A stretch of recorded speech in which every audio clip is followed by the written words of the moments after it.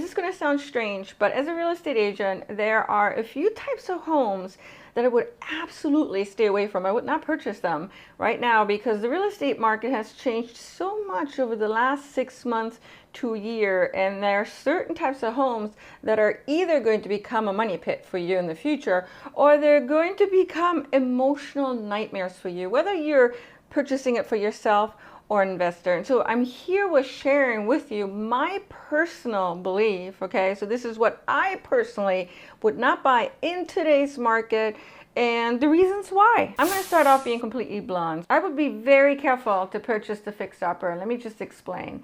How many times do you see a home that was purchased a year ago and it's 40, 50 years old, now it's back on the market, it looks totally different because it was renovated, and how do you know? Because you're comparing the pictures from before to after, and it's also in the MLS description. So you're very excited because you're thinking, okay, well, here is almost like a brand new home, right? But it's much more affordable than me purchasing a new construction home.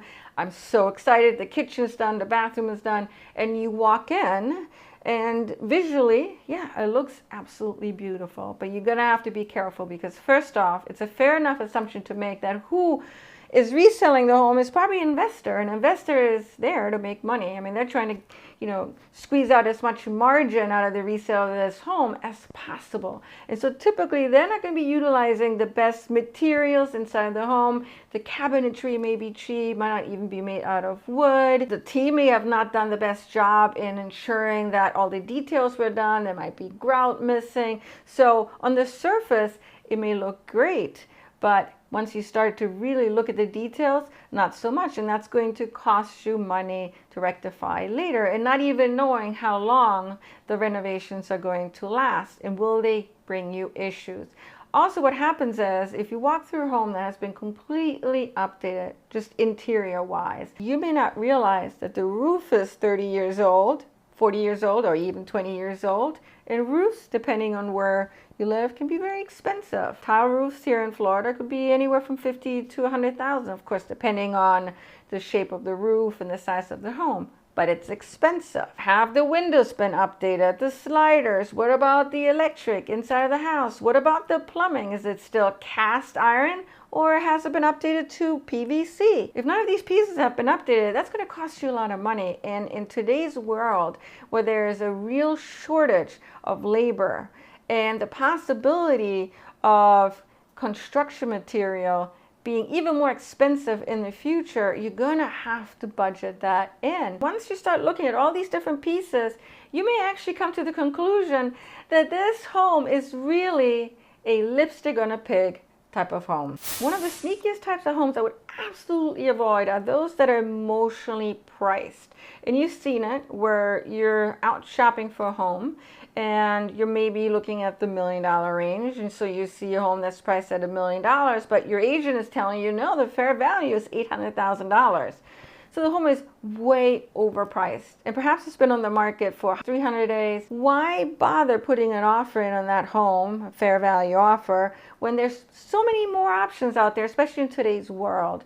I personally wouldn't even entertain it because why? Why? It's much more likely than not the seller isn't going to budge that much because the seller going into listing the home was already very unrealistic. If it's a market where choices are less, then absolutely you would try to negotiate. So I'm making the assumption here that there are other options out there for you that are going to make you very happy. I just personally wouldn't walk into a situation where someone is just not grounded in the current market situation. That could in itself, not being grounded in what reality is, could make the negotiation itself very toxic.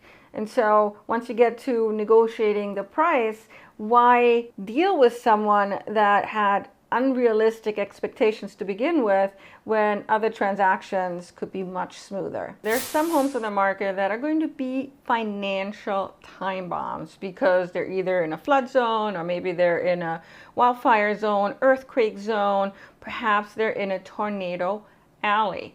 with the market the way it is right now, where it's becoming so much more balanced and there are way more homes on the market than there were, 2 or 3 years ago, for the demand that's out there, why would you want to go for a home that's riskier? Now, if money is no object and you can budget for a worst case scenario in these types of riskier areas to purchase into, then that's fine. But I'm just assuming right now that money is going to be of concern. Stay away from these riskier areas. So for example, in Florida and actually across the United States, FEMA has quietly redrawn thousands of flood maps. And so a lot of homes that may have not been in a flood zone are now in a flood zone. Here in Florida, AE is a flood zone that is higher risk. And with the higher risk, many times comes higher insurance premiums and flood insurance, if you can even get it. So why purchase into that, not knowing where the insurance market is going to be in the next few years, not knowing how much flood insurance is going to cost you? Some of the flood insurance costs on top of homeowners insurance could easily be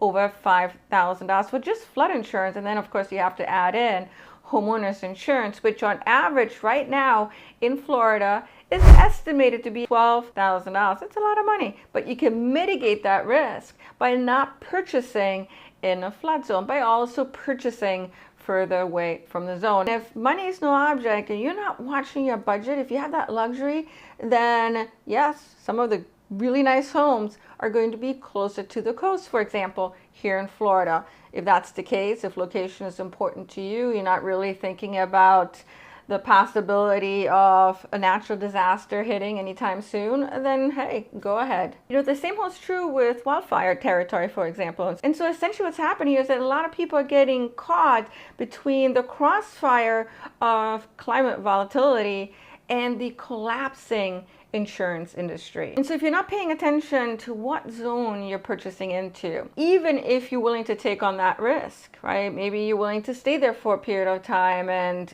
being closer to the water may make you happy. But being in a high risk area will cut out a lot of buyers who may not opt to purchasing there. And so if you're in the long run, then look to resell the home.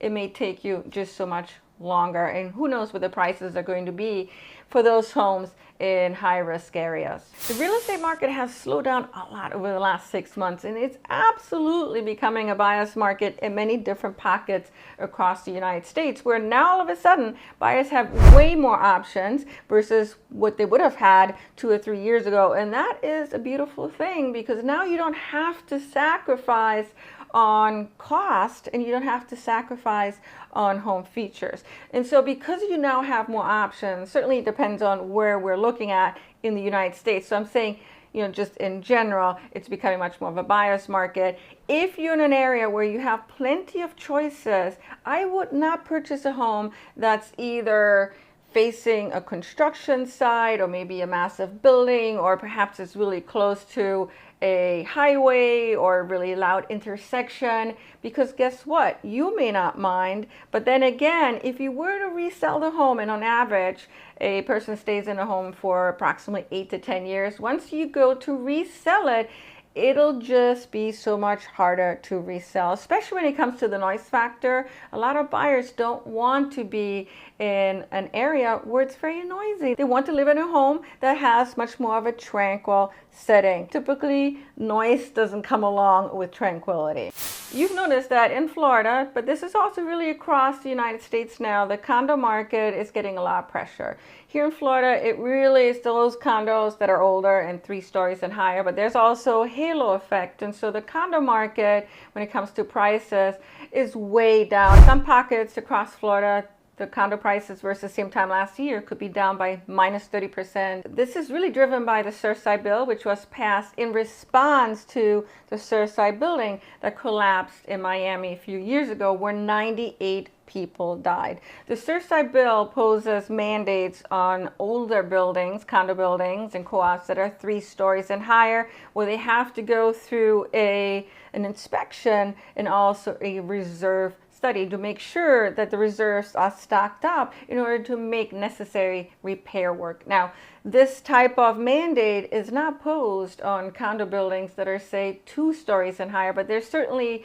a condo halo effect, so to speak, where the condo market in general is just not seen like it was a few years ago. A few years ago, it was seen as a great way to get into the Florida housing market because it's more affordable in many cases to purchase a condo. Use the Florida housing market as an example of how to inspect condo opportunities moving forward. I would not purchase a condo unit, even if it's 2 stories and below, if it didn't have a recent inspection report and if it didn't have a good reserve study. Just recently I went through a few documents for a potential buyer. We looked at a condo unit, and the condo complex hasn't had an inspection done in the last 5 years. For us, that was a red flag, especially once we looked at the reserves. The reserves had only approximately 30% of what was recommended to be in the reserves for future repair needs. And so you're gonna want to make sure that you have a very good understanding of the financials. When is the inspection report from? When will the next one come through? What does the reserves look like? Work with the local real estate agent